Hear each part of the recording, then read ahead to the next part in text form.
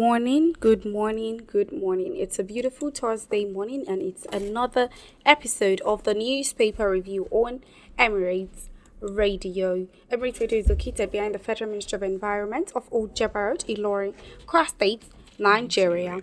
I am Alimah Abdulsalam and I'm here with Latifah Ibrahim-Arowona. Good morning, everyone. It's a beautiful Thursday morning. This morning, the 4th of September 2025. Guys, breaking news. Breaking news. It's Queen's birthday. Yes, it's my Happy birthday. birthday, Queen. Thank you. I wish you long life and prosperity. Thank you, beautiful. In good health, wealth, happiness, and lots of everything good on health. Thank you, my dear. Thank you. Don't worry, guys. Cake If you see me, is here. If you see me, please give me money. Come to our office and come and eat cake.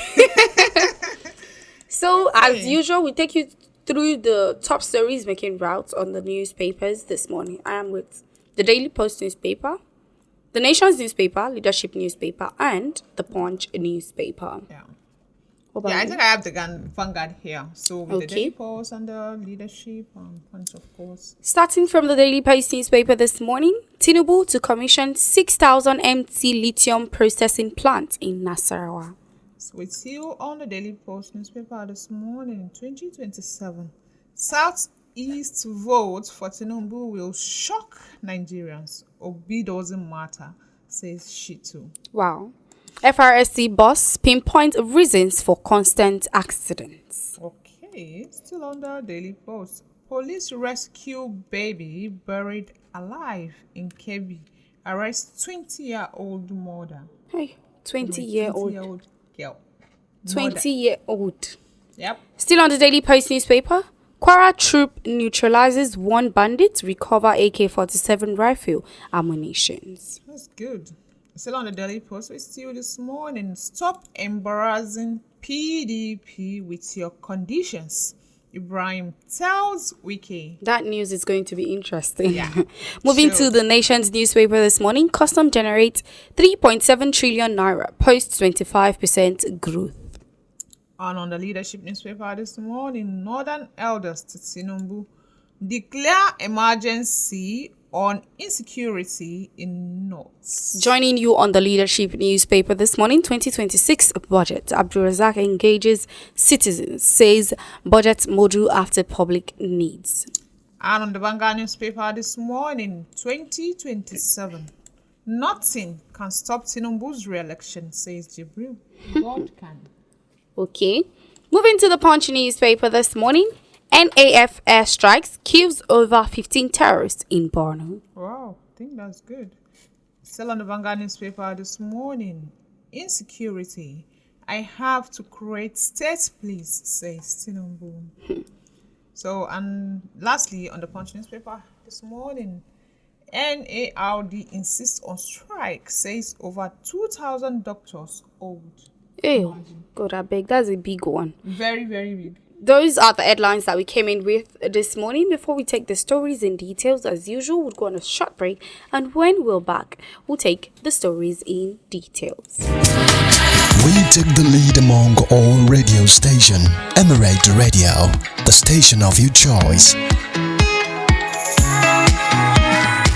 Welcome back from that very, very, very short break. Starting from the Daily Post newspaper this morning, Tinubu to commission 6,000 MT lithium processing plants in Nasarawa. President Bola Ahmed Tinubu is expected to commission a newly completed 6,000 metric ton lithium processing plant in Nasarawa State. Governor Abdullahi Sule as disclosed. Speaking to State House correspondent after a closed-door meeting with President in Abuja, Governor Sule explained that the facility built by a Chinese investor has just been completed and is now ready for official unveiling. The governor recalled that in 2024, a 3,000 metric ton lithium processing plant was commissioned in Nasarawa local government area, a project that attracted additional investors after confirming the state's high-quality lithium deposits.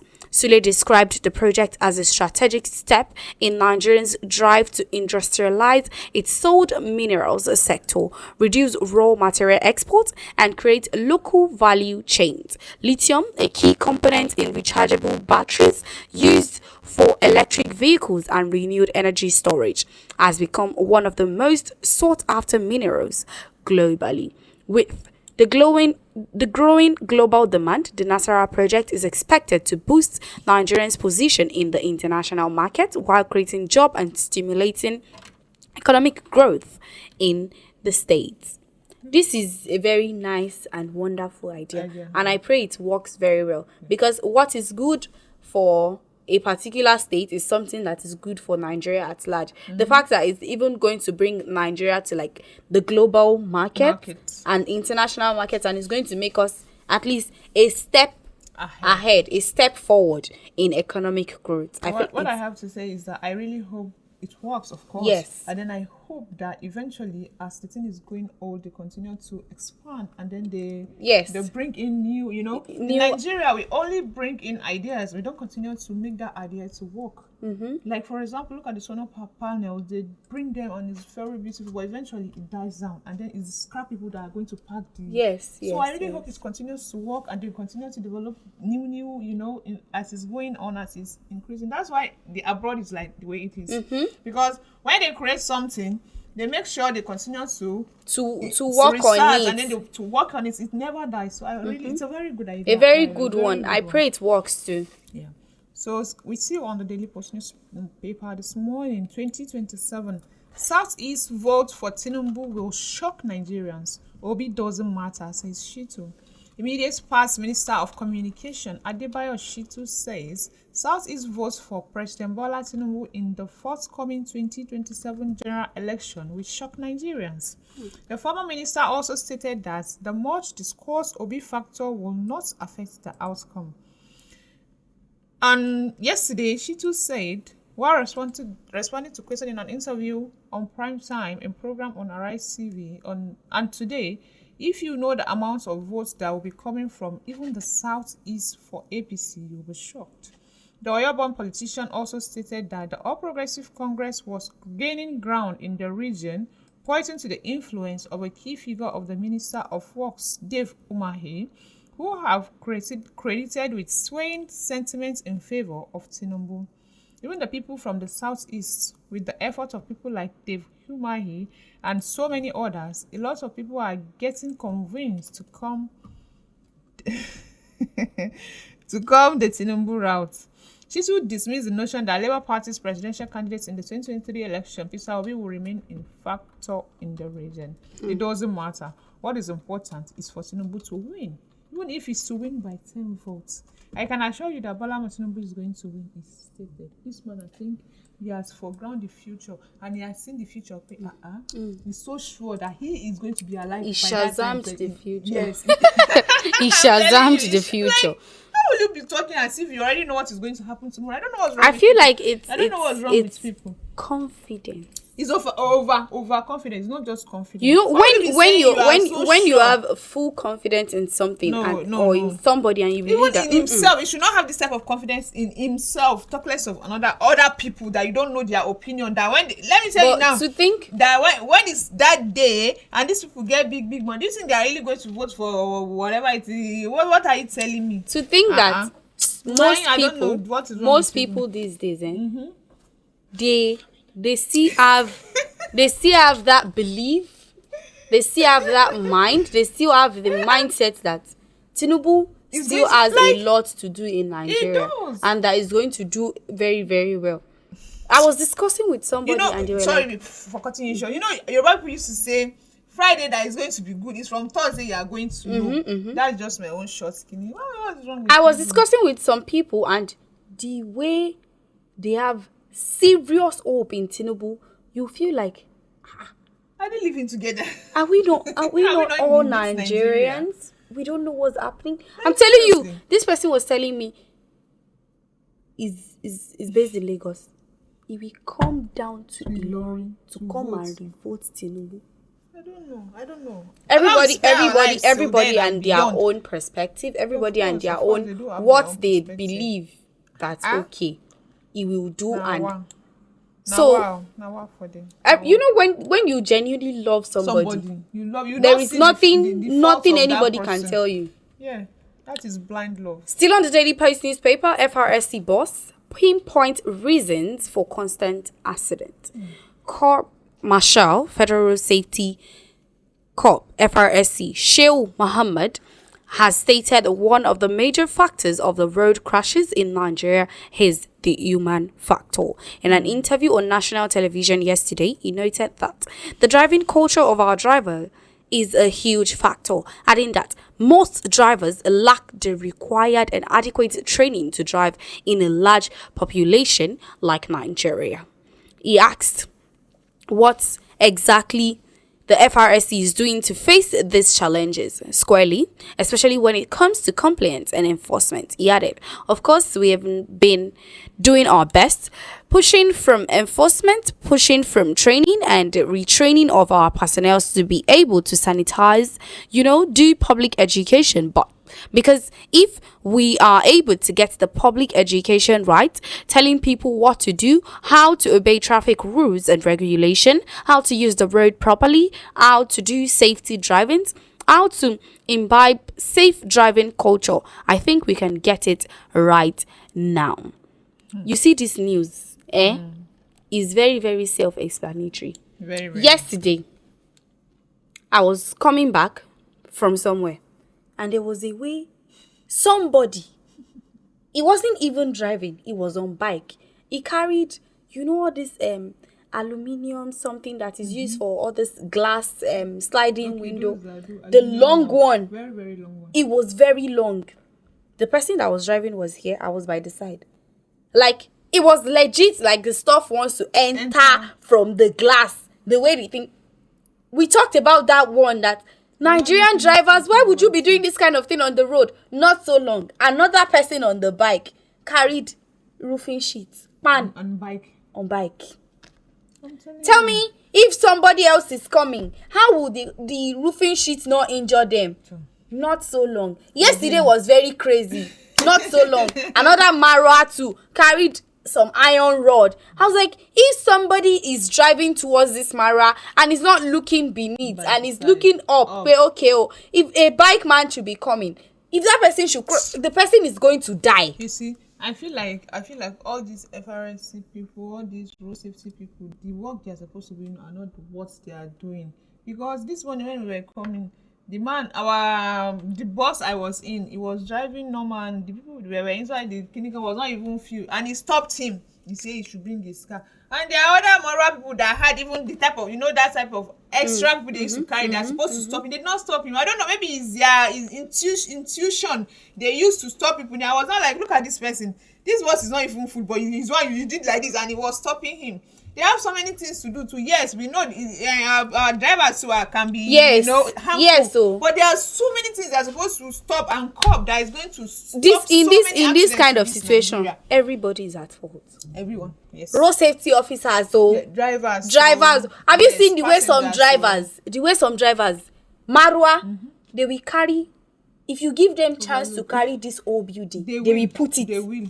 Some people can be greedy. Everything is not about the bad road now. Yes, it's about how you, the one that is driving, and the person that is being drived, how you're opening your eyes and toying with your safety like you have a spare life for goodness sake. We always say, this everything that is happening in Nigeria is not just the leaders. Yes, it's not just the masses have more than a lot to do to make Nigeria work. Have you seen the way these people used to, if you see the way they used to drive on you'll be like, what in heaven's name is wrong with you people? Like my brother-in-law will always say, if you want to see how crazy somebody is, push that person behind steering and see the real person that I'm telling you, can never drive on a Nigerian road without swearing for somebody. In a day, I'm telling you. I've never seen somebody swear, but I put that person behind steering and see what will happen. You see magic.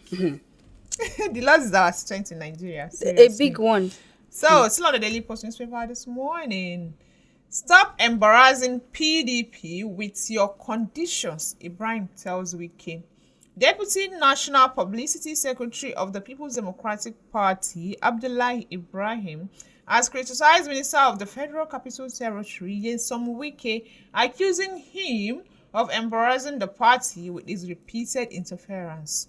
Speaking in an interview with Arise Television yesterday, Ibrahim said Wike's decision to issue 6 conditions ahead of the party's forthcoming national convention was outrageous, especially as he is currently serving in an all-progressive Congress government.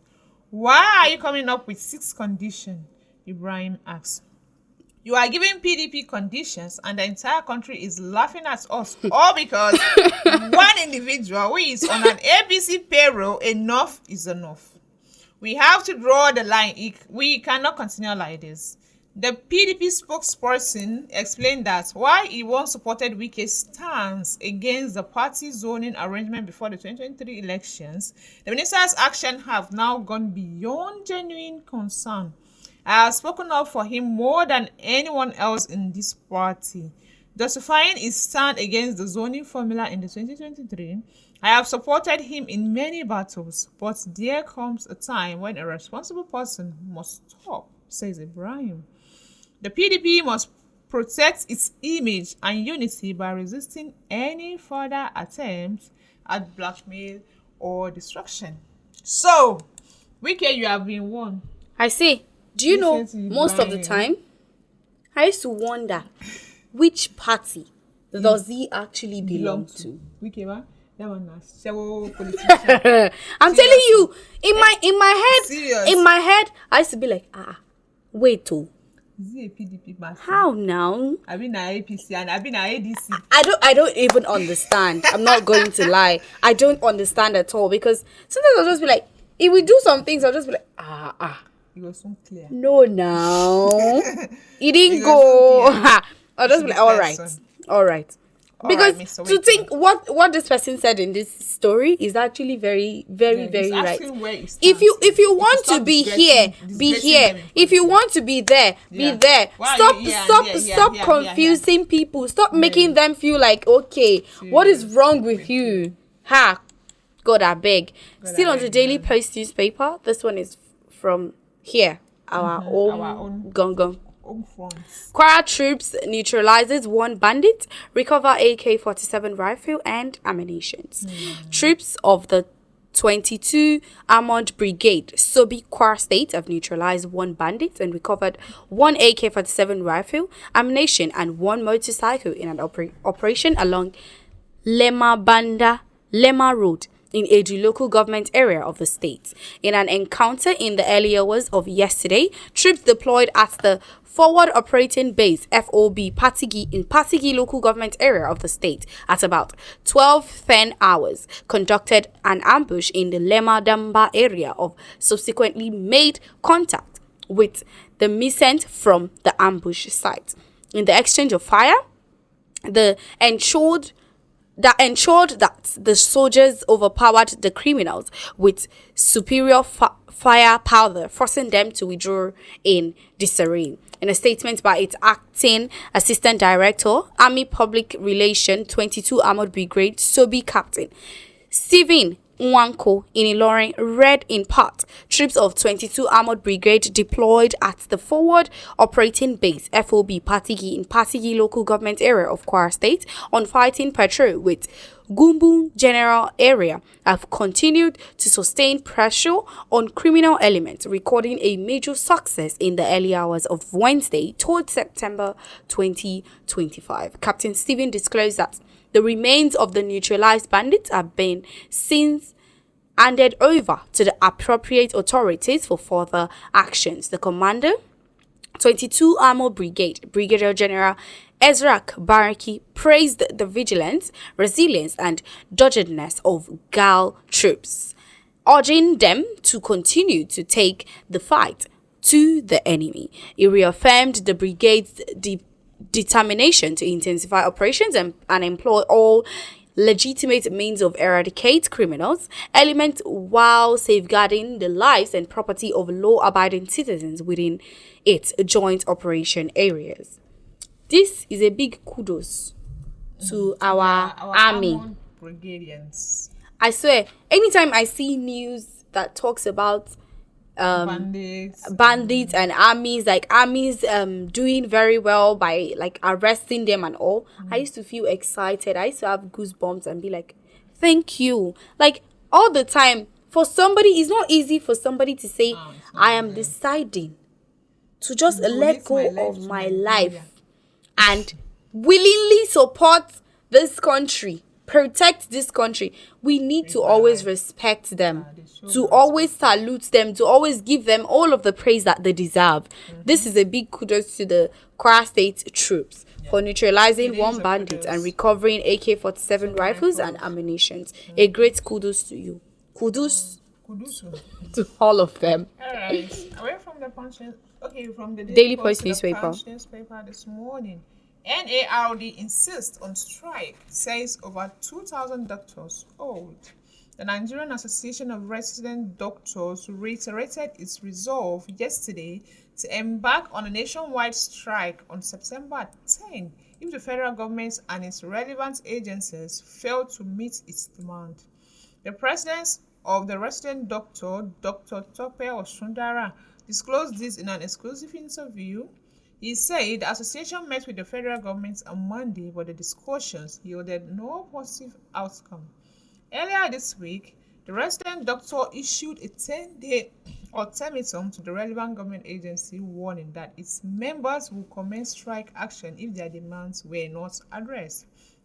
The doctors condemned the failure of the federal government to fulfill its promises, noting with that a substantial number of resident doctors remained on pay for their 2025 medical residency training fund, and the refusal to pay the outstanding 5 months arrears arising from the 25% per consolidated medical salary structure review, other long-standing salary arrears, and the arrears of the 2024 accruement allowance, among others.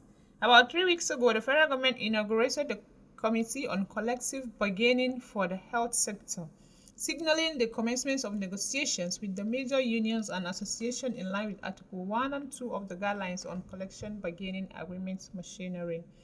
The negotiations are expected to cover remunerations, working conditions, professional development, and the welfare of healthcare workers. You see, Van? One thing that I don't like about our country, most annoying thing about our government is the fact that they always joke about health workers. Why would they not be? And I feel like it's unfair. These people do a lot. They go through a lot from their year one until they graduate. They will not graduate after studying from day and night and all, and then you like. I'm telling you the fact that doctors are meant to be treated like eggs. I say this all of the time. Not just doctors. Anybody in the healthcare line. They're meant to be treated like eggs. Care. Because imagine all of us and there are no doctors. Yes. Imagine some of these resident doctors. Do you know there are a lot of them are what they are going to be using to continue to train, because you know as they are in residencies too, they continue to study and write exams. They are not yet like 100% doctors. 2,000 doctors they've not gotten their salaries. Tell me how all these 2,000 people, if they see opportunity to leave this country and go elsewhere, won't they go? They will, for goodness sake. That's one of the things that I don't like about our. I'm telling you, one of the things that I don't like about our government is the fact that they just play a lot with healthcare workers, and it's not right. It's unfair. Please, very unfair. Our government, those ones are the top. Help us to hear the voice on behalf of the doctors. We are pleading on behalf of all healthcare workers. We are pleading. They deserve.